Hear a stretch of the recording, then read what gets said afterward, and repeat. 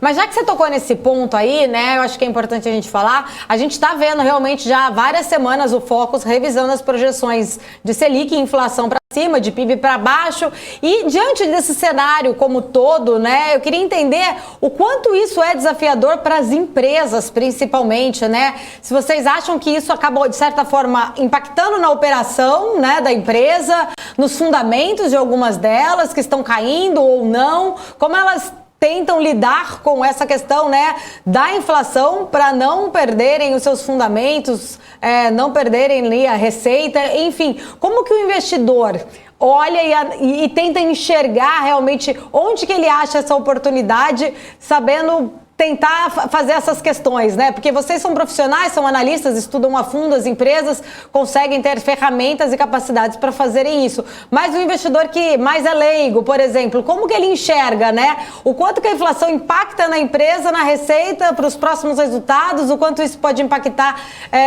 na hora se eu compro ou não compro um determinado papel. Queria saber a opinião de vocês dois como profissionais aí, mas ajudando a gente, investidor mais leigo, a entender essas oportunidades.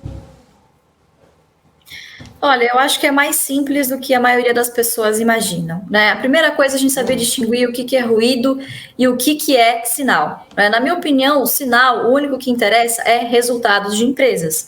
Poxa, peguem aí, por exemplo, os resultados dos bancos. Já superaram, por exemplo, o recorde que foi em 2019, né? Então, você tem aí boa parte dos setores, pessoal. Eu acho que uma característica importante das empresas de bolsa é que são empresas que geralmente são líderes de mercado, né? Então, você tem aí empresas que conseguem repassar nos seus preços os custos, né? O aumento dos custos, que também para as empresas está sendo pesado.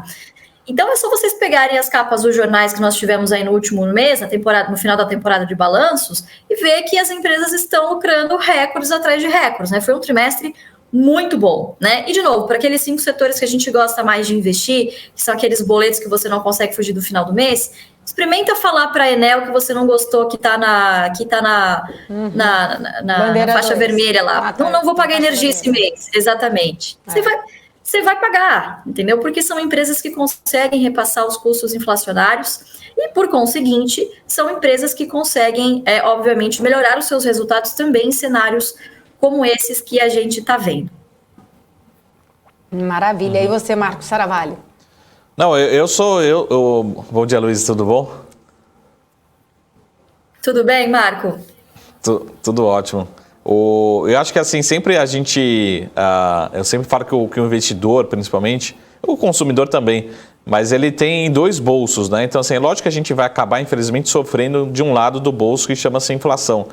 Mas como a Luísa também deixou claro, se a gente tiver uma boa carteira de investimentos, e as empresas costumam também repassar esse efeito da inflação ao longo do tempo, pelo menos no longo prazo, talvez isso a gente não perceba no curto prazo, em poucos dias, em poucas semanas, mas no longo prazo, um tende a equilibrar com o outro, né? Então eu brinco com aquele jeito mais fácil de a gente entender, né? A gente vai para a praia aqui em São Paulo e vê ali a Praça do Pedágio reajustando, né, todo ano, na mesma data, o seu pedágio.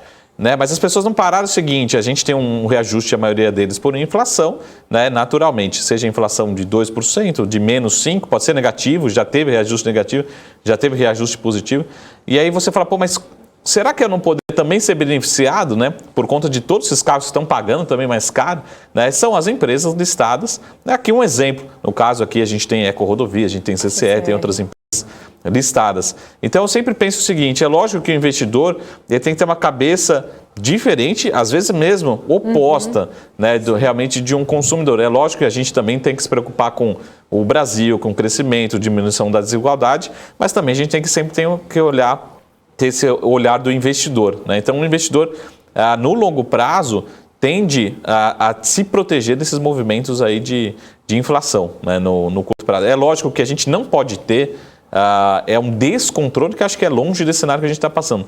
Uma inflação descontrolada, juros descontrolados, né? Então, essa é a preocupação, né? Que seja realmente um movimento transitório, né, que os economistas estão falando, vai passar por 2021, talvez um pedaço de 2022, mas as companhias tendem a pelo menos estarem protegidas desse movimento, né? Você fazer um bom investimento, você está bem protegido. Então eu gosto sempre desses exemplos mais do nosso dia a dia, para a gente entender um pouco desse repasse de inflação, né? Muito bem colocado. Eu acho que a gente tem alguns outros sinais Pode falar, também. Luísa, perdão, pode falar. Desculpa. Eu acho que a gente tem alguns outros sinais também, que são, por exemplo, a grande onda de IPOs que a gente tem visto no ano passado, nesse último ano também, de follow-ons, né? Você vê, são recursos que estão sendo captados não necessariamente para reforço de caixa ou para pagamento de dívidas, para uma contenção de crises, não. São recursos que estão sendo captados para comprar outras empresas, comprar players que de repente ficaram fragilizados no momento da pandemia, né, para aumentar as suas fábricas, para fazer mais investimentos, né?